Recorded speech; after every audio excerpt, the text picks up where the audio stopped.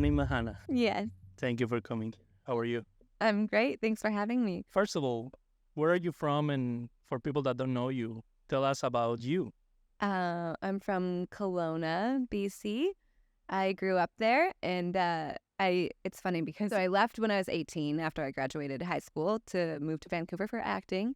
And the last couple of years, I have done more acting in Kelowna than I have in Vancouver. Kelowna gets a lot of movies because the wintertime looks great because there's actual snow. Well, Vancouver gets snow now, it seems, too. But and then it's like the Kelowna-fornia because of all the vineyards. So there's a lot of wedding movies over there, too. So it's been really fun to actually film at home. It's been great because then my friends are there, too, that I grew up with. And I get to see my family. Do they cast you from Vancouver or you go there? They cast out of Vancouver and then I go there. So you came to study acting here. Where do you go to school? I never went to school. So when I first came, because I was 18 and I'm first time out of the house, I was a little bit of a shithead for a bit. And then I started taking classes, and then I got into the production side of things. So both my sister and I did locations work. I know you know what that is, but that's just when you're the production assistant, you basically clean up trash, make sure the location is prettier than when you found it. So if there's if you're filming outside and there's moss getting trampled on, you have to make sure that that's protected and film crew's not destroying it, blah, blah, blah. So Dana and I, my sister Dana, our first movie that we worked on was Twilight, the fourth Twilight that they filmed here, which was really cool because I hadn't seen anything like that because Kelowna, when I was growing up, was a lot smaller than it is now. And we got to work on one of the biggest movies at that time. So we had to my job was blocking paparazzi. I would walk around with an umbrella in front of the cast to make sure they couldn't get photos. It was ridiculous. At that point, you knew you wanted to be an actor. Oh yeah, always. That was your entryway into the industry? It was a way to see a different side of things, and I'm so happy I did because I had done a little bit of stuff in Kelowna, just really small, indies kind of thing.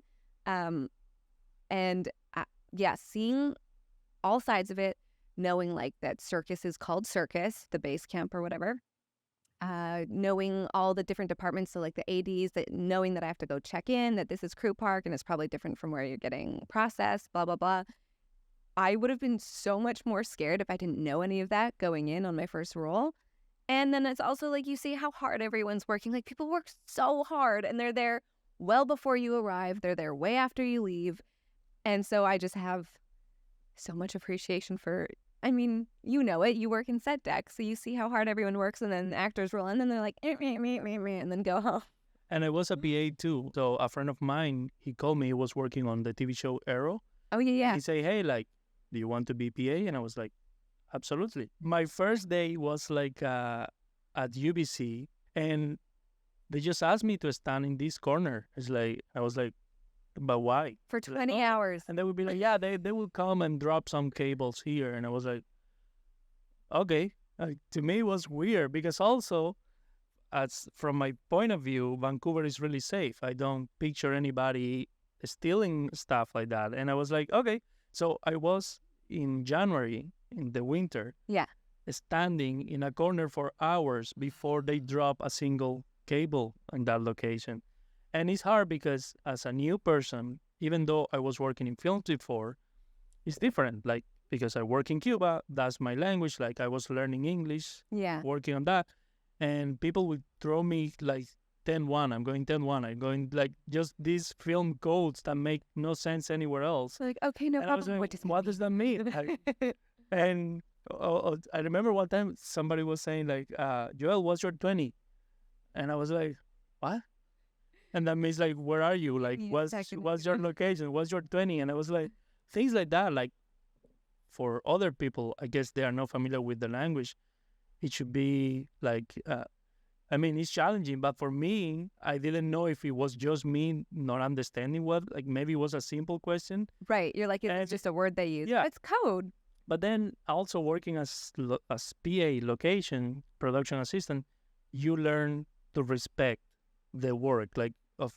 Now as a set dresser, and I have worked as a lead dresser as well, I appreciate the location people. And sometimes I'm going for coffee, it's hey, Do you want some water? Do you want some coffee? Because I know a lot of times So sweet. they are just standing outside for hours. Absolutely And frozen. nobody cares about them, and it's bad. It's this like archaic hierarchy of, okay, you start at the bottom, you deal with the trash, blah, blah, blah. It's like, no, this is still a person. You can't do this job without them.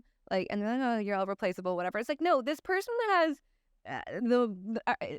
they're able to stand for 20 hours in the freezing cold. It's one of the hardest jobs. I think my longest day on set was 21 or 22 hours. I remember being so cold, but it's kind of like what you said with the code names. Like, I remember that's why I was so happy I PA'd first and kind of got to know that language, because I was so green. I think it was my first day. It's like 4 a.m. We're out in Squamish. It's pouring rain. It's snowy. It's just like super slushy muck.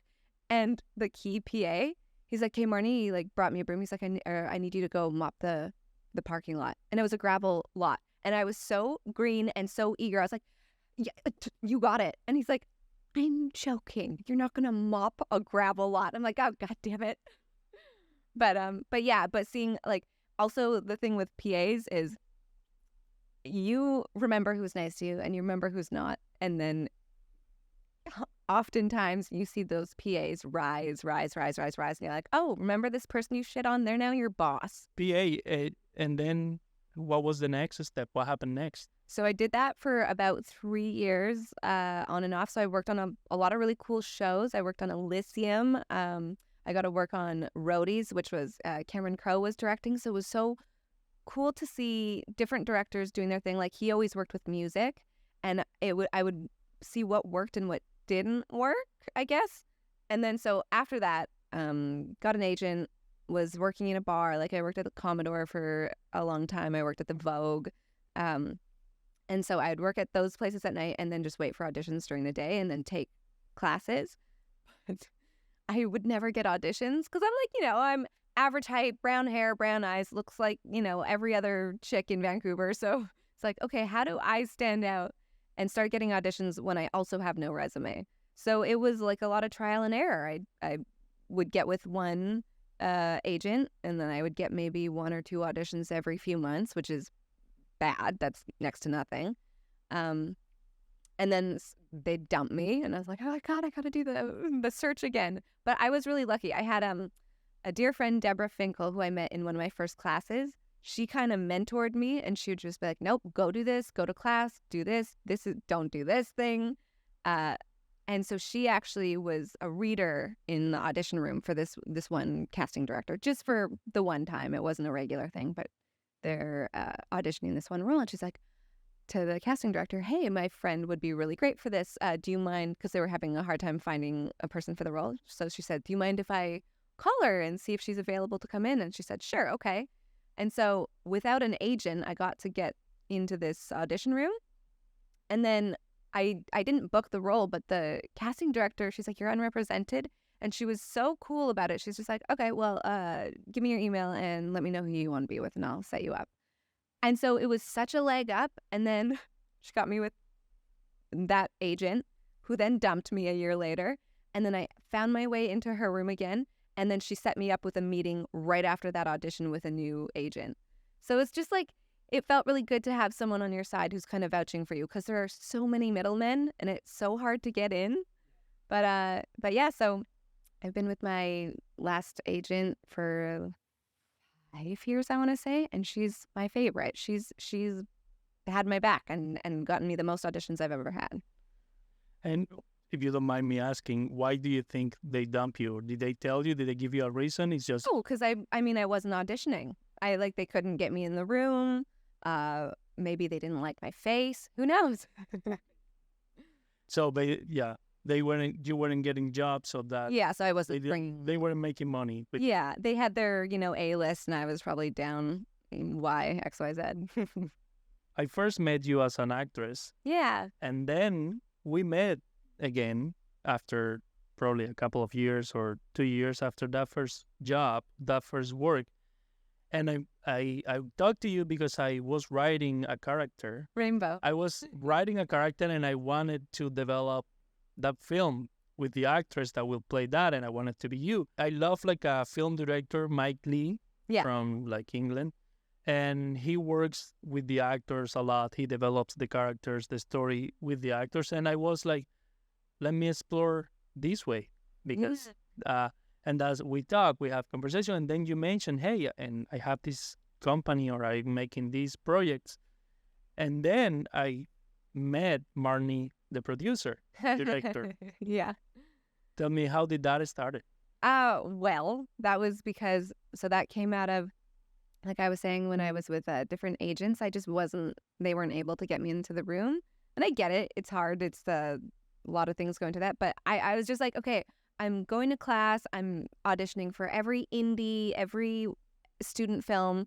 I'm filming those and I'm building demo reels from those. But I'm doing what I feel was everything I could do on my terms. And yet I'm still sitting around waiting for auditions. And I'm like, I don't want to just sit here and be in class and do all these scenes and then have nowhere to put it, kind of thing. So kind of same thing with the PA, the production assistant. I wanted to see now another side of film because I'm like, well, if I start to learn everything about it, maybe I'll A, become a better actor for it, and B, because I'm like, if no one's gonna audition me or cast me in anything, I have to make my own stuff so that I can still act.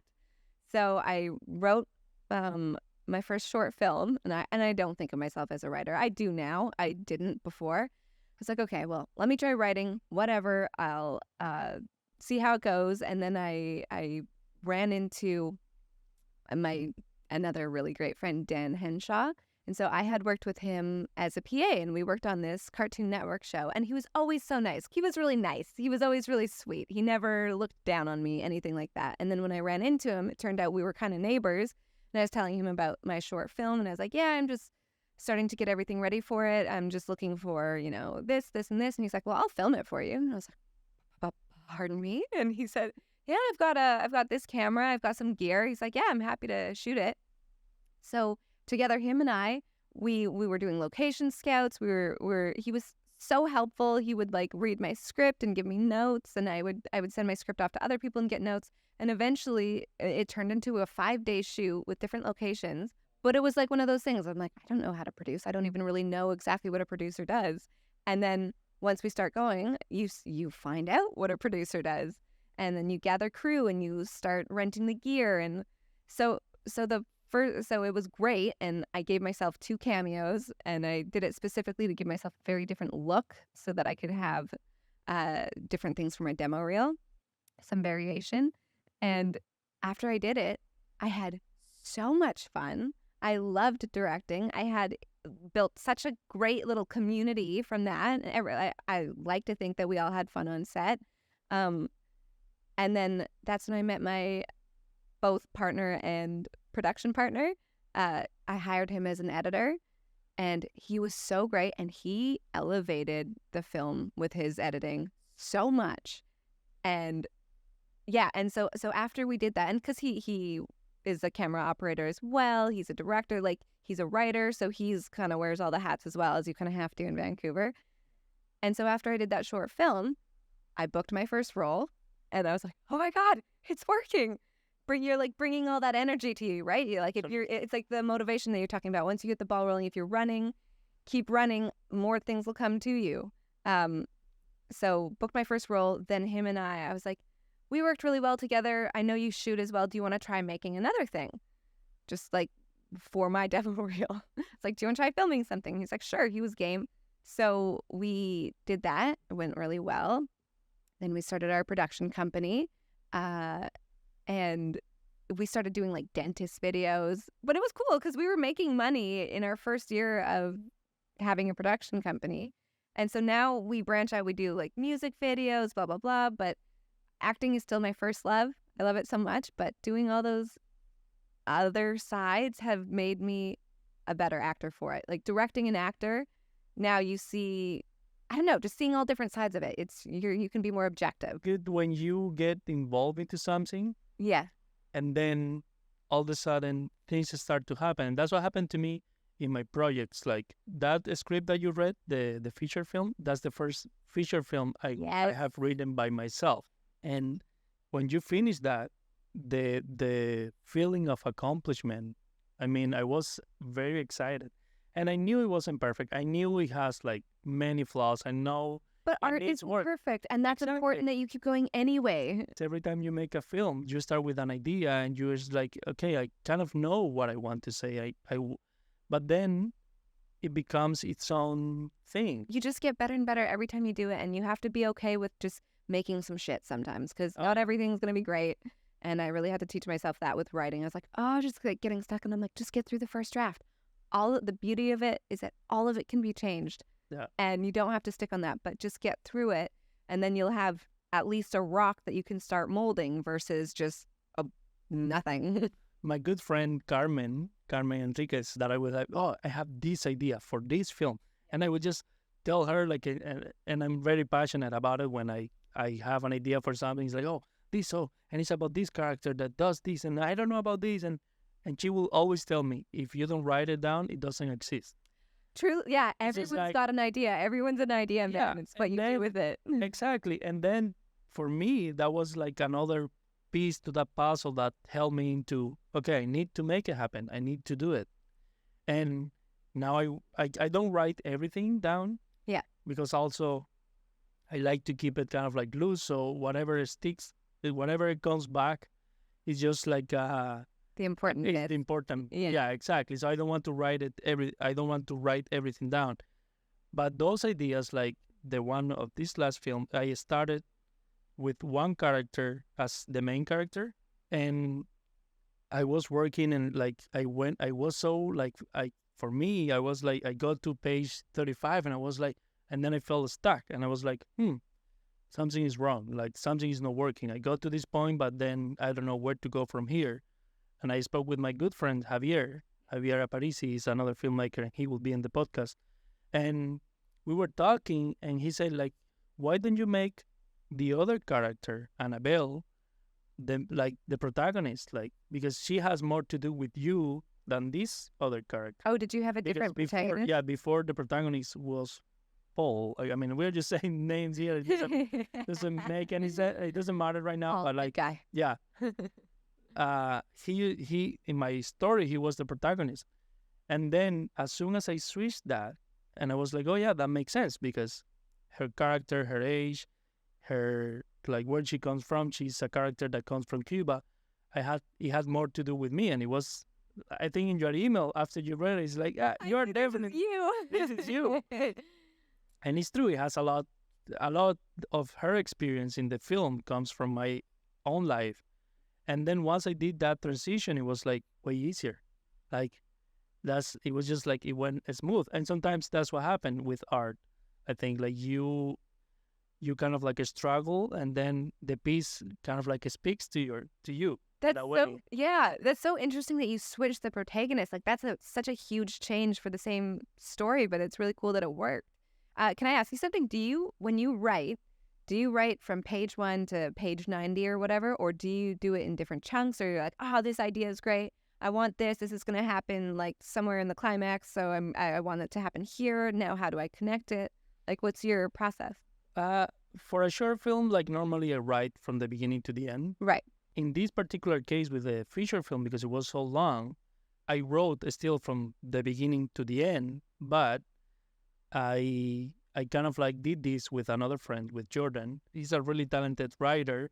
I talked to him and I said, hey, can we have coffee? Like, I have this idea for this script. I already started writing, and I'm kind of like, I want to talk with you, and maybe you can ask me questions and we can figure it out. Yeah. And that's what we did. We had coffee, we talked, and then as we were talking, I was like, oh yeah, that's right. Oh, and then you start getting so many ideas just by talking about it. And so I got home on that night, and I was like, okay, so first she arrived, then she meets this guy, and kind of like I was laying out the story, the Yeah. beats. Yeah. And then I have the whole story from Amazing. beginning to end. Once I had that, it was easier because it was like a map. I started writing from the beginning. I already knew the events that would happen, and we were I was writing. We went. Me and my wife went to Colombia with my daughter Yeah. for a month, and it was really nice. I was quiet there, Mhm. no noise from the city. It was kind of like a movie, like the Aw. writer that goes away to Yeah. write a film. And I would just spend sometimes 2-3 hours if my daughter was having a nap or somebody else was like looking after her. And that was amazing. So I came back and I had still like probably another 30 pages to go. And then it was just like, because I was already in that momentum that we talked before, like I was already I was writing a film. Yeah. At that point, I was a writer. Yeah. I was writing a film. And then I just finished. And once I finished, I just kind of like close it, send it to a few good people that I know, Relax. and say like, hey, I just finished this first draft. Please give me your feedback. I think that's the most efficient way I have found. I think you're right. I haven't fully done that yet with like writing down the beats, but it's so nice that you had Jordan to kind of bounce questions off of and ask you questions. And like we've said a few times, the people around you are so important. And like Matt will do that with me with stories. He'll ask questions. He won't know the answer. He's like, this doesn't work. And then he'll start asking questions about it. And just even him doing that will be like, oh, yes, okay, idea, blah, blah, blah, blah. Or obviously sending it to people. But it's really interesting that you said that you knew the ending for Life of Balloons, because I always find the ending the hardest part. And you see it in movies too, where you're like watching a movie, you're like, oh, this movie's great, blah, blah, blah. Oh, the ending kind of sucked. Because I feel like the ending is so hard. You have all this story, all these interesting things happen, and then you're like, well, now how do I wrap it up? Solitude was both Solitude and 30 María, the train one, were so beautiful, and they are a little slower pace, and then it gives you a chance to really kind of just feel what the character's going through. And honestly, the 30 María really blew my mind. Oh, sorry, 4:30 María. I will put this, like both of those short films, 4:30 María and Solitude, on the YouTube channel for the podcast, so people can, after listening to this, they can go and watch both of those films. Well, the acting was so good in that, and it was just so beautifully shot. Like you're saying, it's funny when you say that you weren't making, or that you were making things in Cuba, then you came here, you had all the gear, and then weren't making them, but then you got to go back and do that. So it's like you got to go back there with the toys and kind of combine it all. Friends, and work with like a lot of friends that I used to work with before. I mean, 4:30 María is gonna be a special always. Like my first short film. I mean, I always love it because was my first one, and I had such a good learning experience. But I'm like I said, I had the 2 small cameos. I look at that, I'm like, oh, rough. And like, I will never put myself in one of my own films again, because I learned. I'm like, I can't direct and act. I can direct and produce. I can I can write and direct. I can do those things, but I can't cross the lens almost. And so, but now I know. So it's on film. A beautiful mistake. It's really embarrassing, but then now I know. Yeah. And I always make mistakes. Yeah, and that helps you for the next one, like, because you learn what not to do. Yeah, exactly. And that teaches something as well. Like sometimes you meet people too, and you know who is reliable, who is not. You know who will be supportive and who will not. Bernard would be the character. Once we get to make the film, he will be Paul. And I already having meetings with him. There is no money, there is no budget, there is no like a schedule. But since I had the idea, I talked to him. Yeah, I ran into him. I did tell you that I ran into him on the sea bus, and he's so excited about it. I had just finished reading the script, and I hadn't seen him in probably 2 years, which was hilarious timing. And then we're like, Bernard, he's like, Marnie, and we start talking about what you had written, and one thing he said to me is like, I really want to rehearse with Yoel. Yoel's a really smart guy, but I really want to like take the time to rehearse, because I think on Solitude there wasn't much rehearsal time, and he's a theater guy too, right? So he's used to lots of rehearsals. So he was saying how excited he was about the project, and that he really wanted to spend even more time with you working on it. So that's probably pretty nice to hear, that he's like, yes, not only do I want to do it, but I actually want to spend more time with you. That would be lovely, because, as I said before, inspired by Mike Lee, I would love to work more with the actors before. Because that's the other thing with short films. You have you were saying your short film was like 5 days, like normally. That was because of exactly what you said with scheduling. Is like all of the people I had were union actors, and they were doing me a favor. But because they were doing me this favor, I was like, I get that you have auditions. Yeah, so it's like all of them had auditions at different times, different days, and we just made it work because I'm like, yeah, of course, I'm never gonna say no. Like, you got to audition and get your work. But yeah, so that's why it's spread out over 5 days. Oh, okay. Because normally for me it's like a couple of days. Oh, yeah. Maximum. Totally. Because it's a lot of money. Oh yeah, you have to feed them all each day. Is like, more food, yeah. more rentals, more everything. Yeah, he's a lot. And Bernard, like, I saw him on a play. He was directing the play and he was acting in the play. Oh, nice. He was the woman in the black dress. Oh, this is just recent. This is the one. Yeah, that he this just was did. like yeah. I have seen Bernard in a couple of plays. And this one, the amount of respect I had from him, it grew like immensely because it was like probably 2 hours play, like with a break, and he was him and another guy just talking, the two of them, the whole time, and just memorizing those lines. Like, to me, that was like, wow, how do you do that? Oh yeah, see, Crazy. theater people are amazing. Like, and I think it's important for every actor to do a bit of theater and just understand that because it just helps build your work ethic. It sucks when you're on set and it's already a super long day and then someone doesn't have their lines memorized and it's not even that much because then it just extends the day. I mean, things happen, things come up and whatever it is, nerves. But yeah, when you have someone who's done theater, they just have that work ethic and they will know their shit. So Bernard he's a pro. I first saw him in, I think, A Christmas Story. It was like a different rendition. I don't know. They made it. He was it A Christmas Story? I think. Yeah. Anyway, that was the first time I saw him, and he was my favorite part of the play. He was so funny. And then when we did Solitude, I was like, I know you. You're famous around here. I've seen you in this play. So that was pretty cool to get to work with him. What's your favorite area, like, of like, because I know you kept saying like acting is your main. Yeah, acting is definitely my main. I'm in a few different classes right now, and I'm absolutely loving it. And I just like, it's just even more. Like, my love for it is growing even more. But on the other side, directing is really fun. It's kind of cool because my partner Matt is very much the technical side. And because I also act, I feel like I have a great understanding of how to work with other actors. And he does too. He's great, but it's like where I lack, he can pick up and vice versa. So we kind of complement each other. So it's fun. We do kind of co-directing sometimes, or he'll be the DP.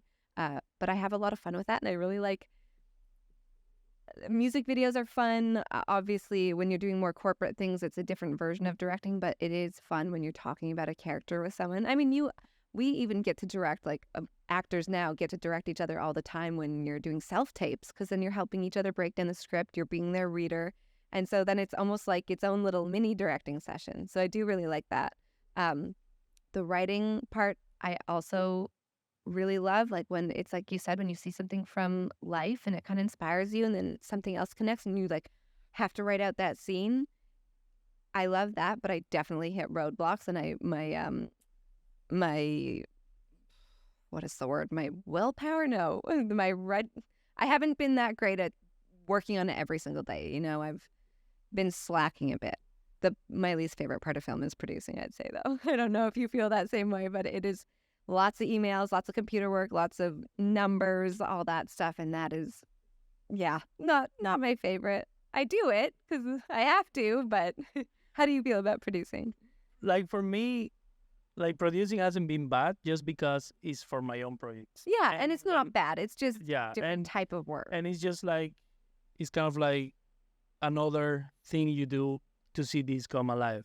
So it's part of the process, and it's just like, yeah, like, I will do whatever it takes. Yeah, same. Yeah, If the DP is sick and he cannot show up, I will be like, DP that okay, day. we are doing it. Let's go. Yeah. And it won't be perfect. It won't be this, and it won't be like, but it will happen. That's my end goal. Like, because I don't see myself as a perfectionist making films. Obviously, I try to make the best I can, but to me, it's more important to tell the story.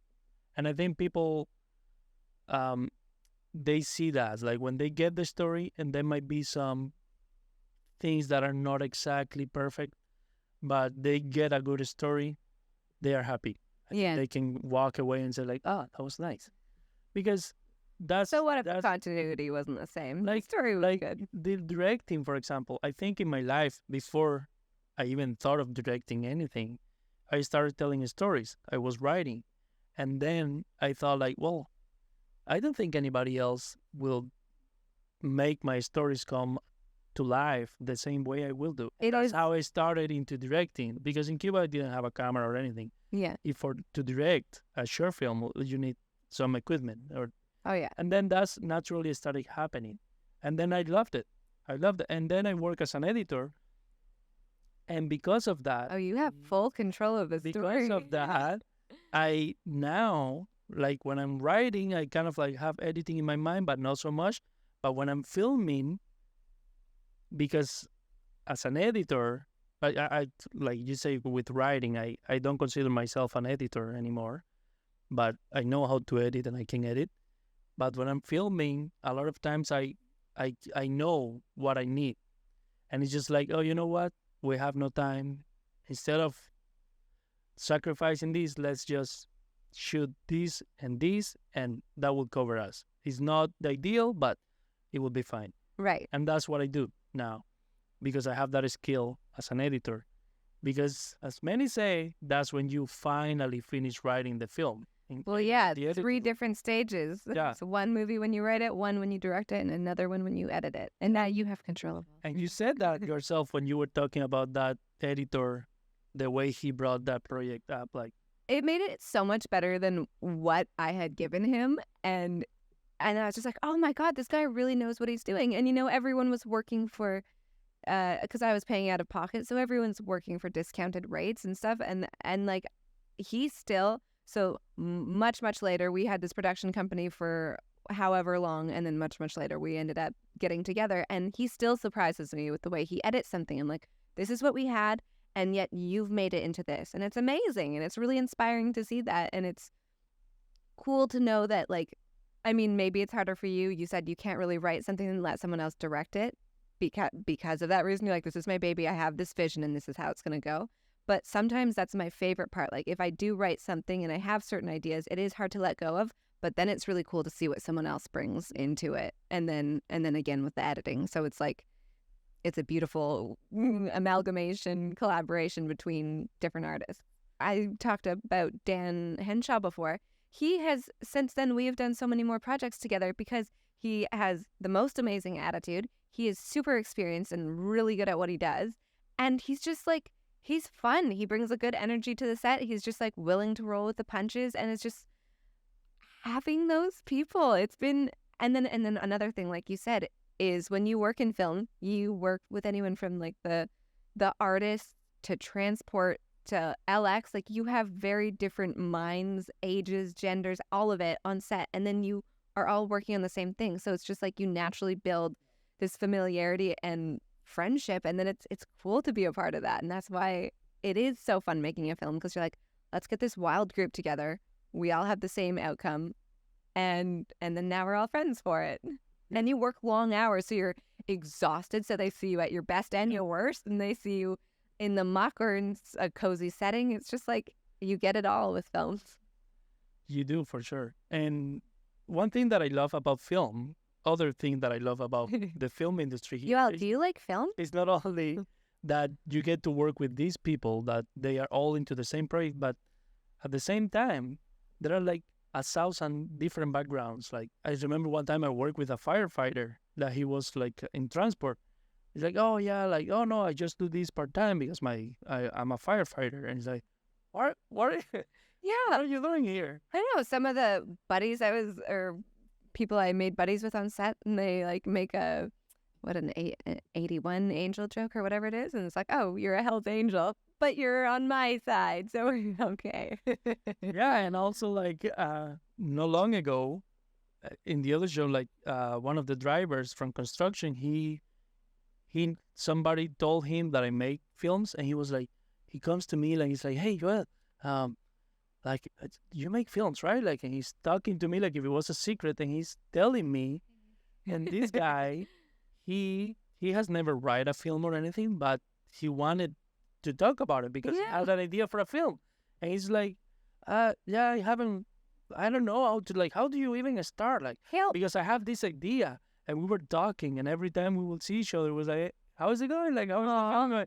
And I mean, it's very interesting. But at Did the he same, do it? Did he make one? I don't know. I haven't Oh, seen him. you got to check in I on haven't it. seen him after that. But just the fact that there is a lot of people, and also a lot of people that come from like film school, and then they end up doing locations or working in set deck or something, and then you meet people, and it would be interesting to see it like in 10 years, 20 years, because there is a lot of talented people working today building that, and maybe tomorrow they will be like the DOP of that TV show that you are directing. Yeah. Like, or they would be whatever. Like, you don't know, and that's why it's important to be nice Be nice. to everybody. Every single person. That PA that's standing out in the cold is going to be the director of the next shoot. Yeah. And that doesn't even matter. It just matters about being decent to people. You work as an actress, and like I think on that first film you were what you call like independent. You weren't part of the union. You were Oh, yeah. The first, all the student films and indies that I did were all non-union work, all freebies. I remember, getting paid an experience for years. It's like, okay, but experience isn't getting me groceries. oh no yeah I love that. But I still do it, though. I will still work for free. Like, I am now You're in the very union. Well, no, because I've had people do that for me for my films, and like, if it's a cool project or it's people I enjoy working with or whatever, I'm happy to do it. Because like, I had just done like back-to-back MOWs, which are a very specific style of acting and story, and then right after I got to shoot. We shot it in the Pink Palace, but I got to shoot this film that was just so different from what I was.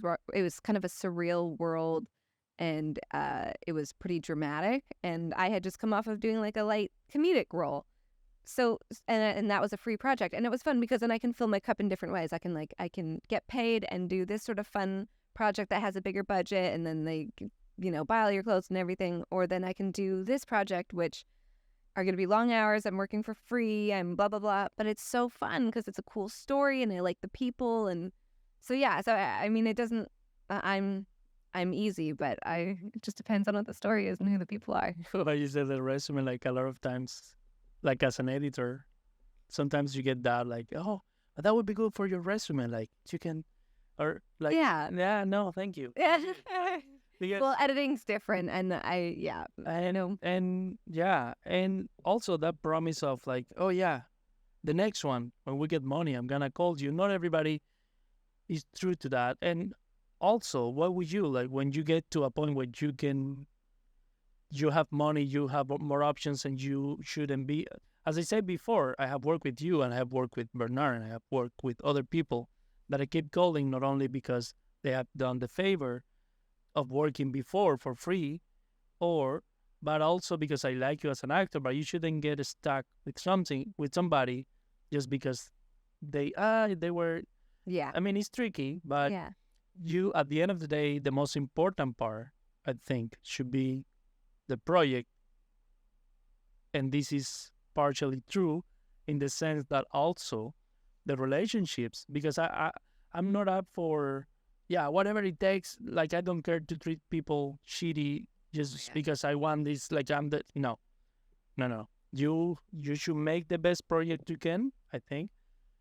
But at the same time, you should, I mean, it would be, it's nice when at the end, everybody can be like, not friends, but like they can be like proud and happy that they work on that. Yeah. That should be a nice experience. Like, You don't want to feel like I just donated all my time and that sucked. yeah, Like I was saying, like I will act for free because I love it so much, and that is something that is, I get something out of it as well as the other person getting something out of it if I'm doing it for free. I don't like, because producing is my least favorite part. I'm happy to do it for my own projects, but I've done it for a couple of other projects or things that are more corporate. And I'm just like, I'm not, like, I already don't love it, so I'm not going to do that for free. And also with our production company, because obviously when you're getting started, you start out slow. Like Matt and I have done so much free work and truly so much that I'm like, I think our karma's there. I think we can be okay saying no to all these favors all the time. So it's hard. It's a hard transition to start being like, no, you know what? Our time, because truly it takes so much time. So it's like, because I'm putting so much time into this, I don't even have time to get myself an actual job. So yeah, it is one of those things. No, it's I was talking with Jesus Caballero. We were talking. He's a jazz musician, and he told me at some point he have to make the decision. I won't play in bars anymore. Yeah. I will lose some work. I will lose some money. Yep. But some other things will happen. Exactly. It's just because at some point you have to be like, I don't want to be here anymore. Yeah. I want to be here. Like, I remember doing that. I remember I had to quit my bar job at the Commodore because I'm like, if I stay on this, I'm a little bit too comfortable because I make enough to get by. So maybe if I sweat a little bit, I'll be working that much harder towards acting. So that's why quitting that job, as great as it was and the benefits that I got with it, it was really hard to do, but I did it and acting really opened up. So it is funny how that works. are you a full-time artist? Okay, well, I was, and then there's the writer's strike, and so now I'm going back to a bar job. The writers deserve it. I'm on their side. Yeah. They create the story. I mean, you're a writer. I'm a writer as well. It sucks for me as an actor, but I'm gonna use that time to. I just got a dog, so I'm just using that time to Congrats. really train. Yeah, he's so cute. So because I know I'm going to be at home a lot, I'm going to train him really, really well and just have that bonding time with him. And To write films? Are you gonna train here? sorry, say again. Are you gonna train the dog to write films? Yeah. Or you... Could you please? Could you chat GPT this for me? Thank you. But yeah, so I'm going to lean in and knowing that there probably won't be auditions for a while, go back to the writing, hang out with my partner, Matt, and my dog, and then really like enjoy that time. And then work at another bar for just like one day a week, just supplemental income for now. How about you? As you, I would probably spend more time with my daughter. I will finally clean my office. Yeah, you gotta Because- take these breaks as a good thing Yeah. because you work so many hours that it's like, okay, Yeah. this is now me time, free time, family time, whatever. I will continue writing, and who knows, like things. That's the thing. Like out of when you get out of your comfort zone, that's when things start to happen. And when you start like, oh wait, oh I can do this, and that's what COVID did for many people. It's like Yeah, you don't actually need to go to sit in an office. You can work from home. It's good and that enjoy life a bit more, not like exactly. live to work, but work to live. But just enjoy your time a little bit more and like really soak in the things that mean something versus Yeah. just the daily grind. And I think it's a good thing like that COVID happened not long ago because people can, I mean, our generation is different when somebody tells you, oh yeah, back in 1960s here, this happened and we have to figure it out. Like, no, we were part of that. Like, I was so scared, like, because my wife was pregnant. Yeah, and And then it's like, oh, no work. And it's not even no work in a show, it's no work. But then like people start making changes in their lives. And it's like, and for me, this podcast is that like with everybody, they ask me and they know I'm working on the podcast. They tell me, oh, now you will have more time for your podcast. It's like, yeah, that would be lovely. I will stay busy. I will do something for sure. Yeah. And at some point I would be like, okay, it's time to start looking for work. I have never done bartending. Like I work on a restaurant just doing dishes for a little bit. Yeah. But then I have been working consistently Yeah. in film. Like first editing here, and then I was just like PA for a few months. Yeah. And then set deck. And I have been working in set deck since 2014 and nonstop until now. Oh, maybe we'll be working in the same bar. Yeah. I'm really excited to see what the writer's strike brings out of you and what you create with it. Well, I have that script that I want to Second finish because draft. that's the other part too. Like as I tell, I don't want to rush it, but I want to see that film. I want to make it. I want to go to a movie theater and watch it. So that film that I'm writing right now, once it's done, that's the project. Yeah. And hopefully the podcast can help to talk about it and to bring people together and maybe bring more light to it. Oh, cool. Yeah. That would be ideal. Just kind of like to bring people because as I This podcast is just a funding campaign for it, isn't it? yeah. No, but like honestly, like I with my books, like those are my two books. I don't. Oh, those are yours. Yeah, You showed me one of them when we yeah, met. probably the first one. The day Lucas lost his baseball glove, available on Amazon.ca.com. But also the second one, Malu and the Ice Cream Tree. That one I made it 2021, and those are projects. So those are my projects of the year. Yeah. It's were like, okay, I'm making a book, And then Luna can read them. and Luna, and that one is dedicated to Luna, and there is a little picture of the moon with the hat she used to wear as a baby. Like when she, I mean, and I love that about art too. Like especially films. Like I can, as a filmmaker, you can put those little details that nobody understands except you. Easter eggs. Or people really close to you, and that's sweet. What's the biggest struggle you have faced in living as an artist? Oh, you mean aside from money?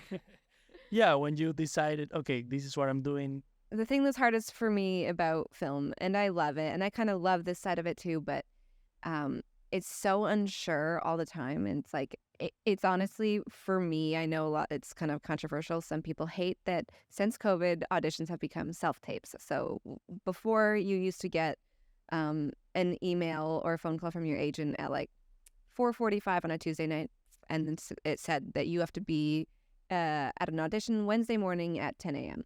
And you're like, well, Kate, shit, I had no time to prepare, or I have work tomorrow, like whatever it is. So you have to be flexible. And because of that, that's why I've always worked in bar jobs. So it always meant I had to work at night so that I was available during the day, during the week for auditions.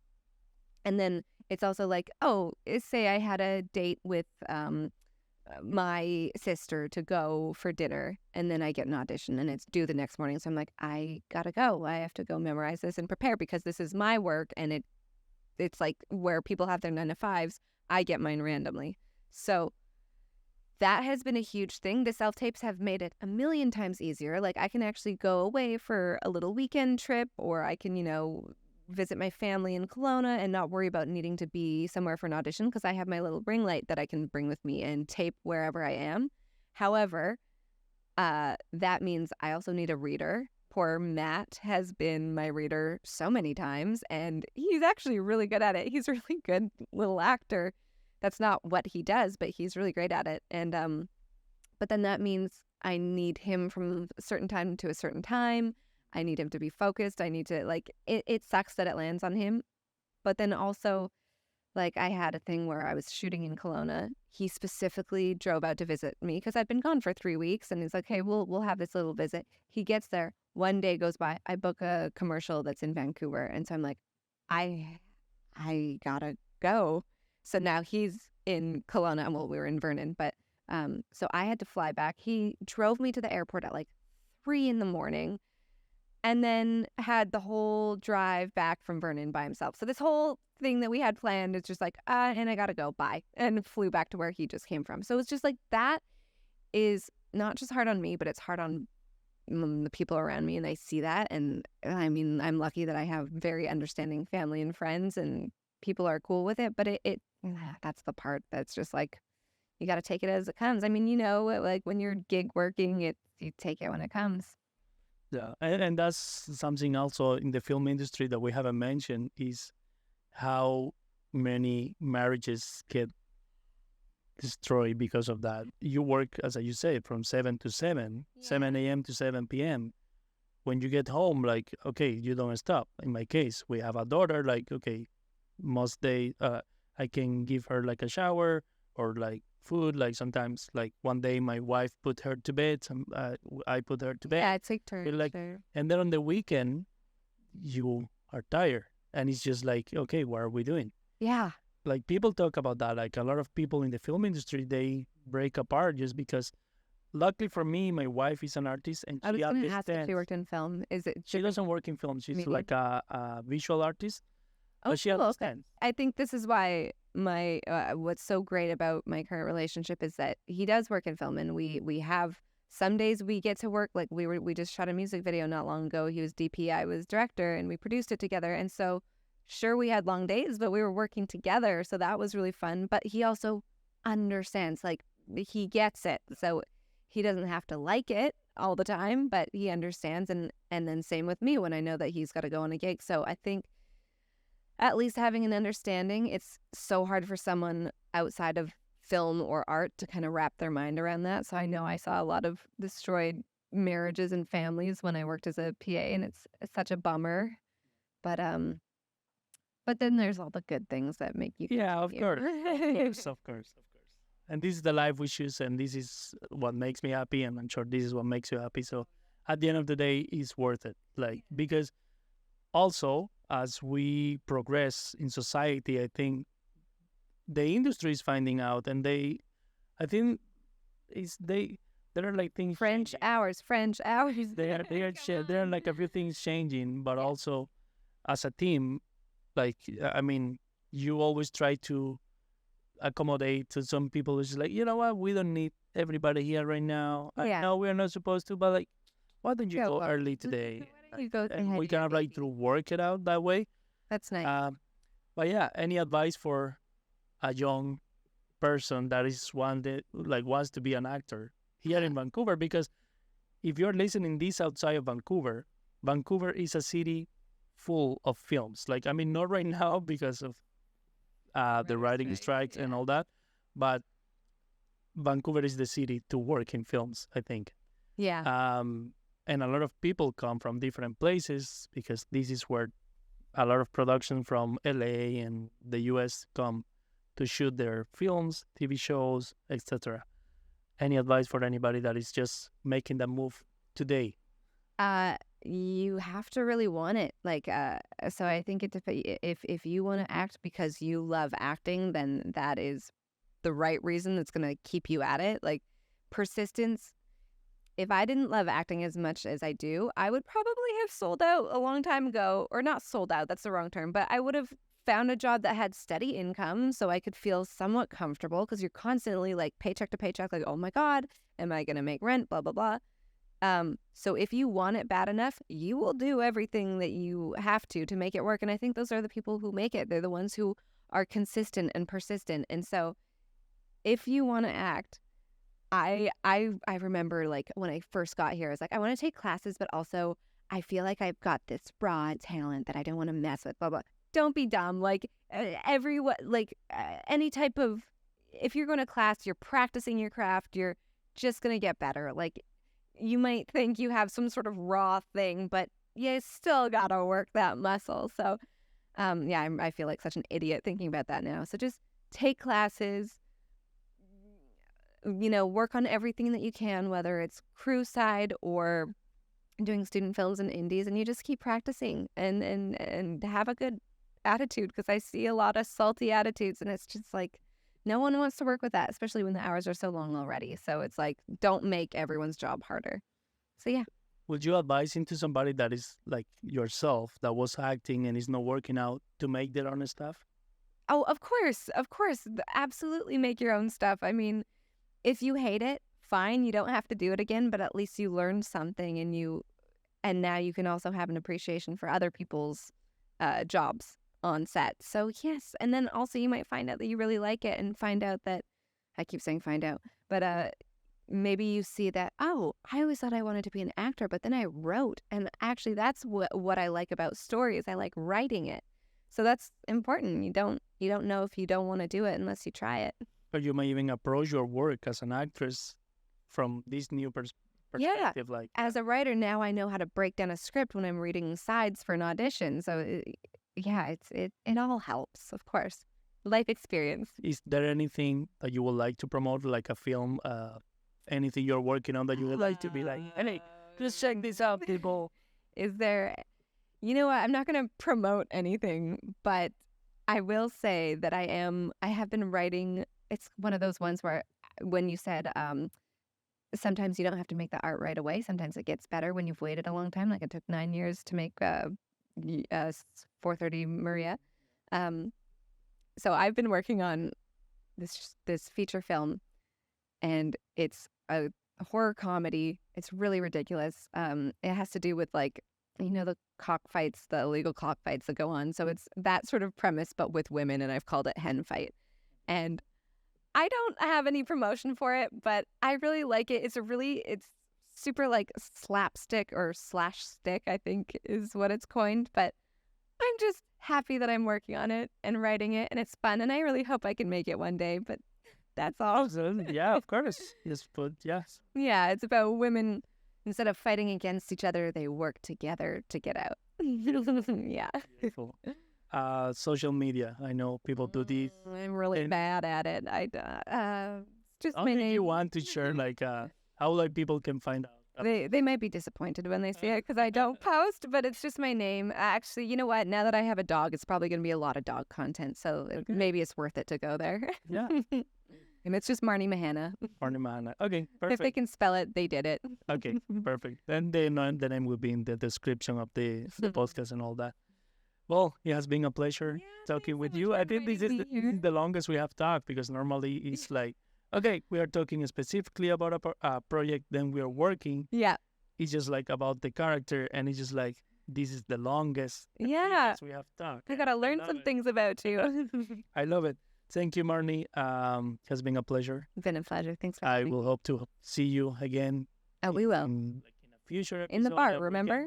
Yeah, no, in a future episode, and maybe we can talk where you are at the time and where I am at the time. And Love it. thank you for talking about art. Thank you. Thank you. Bye.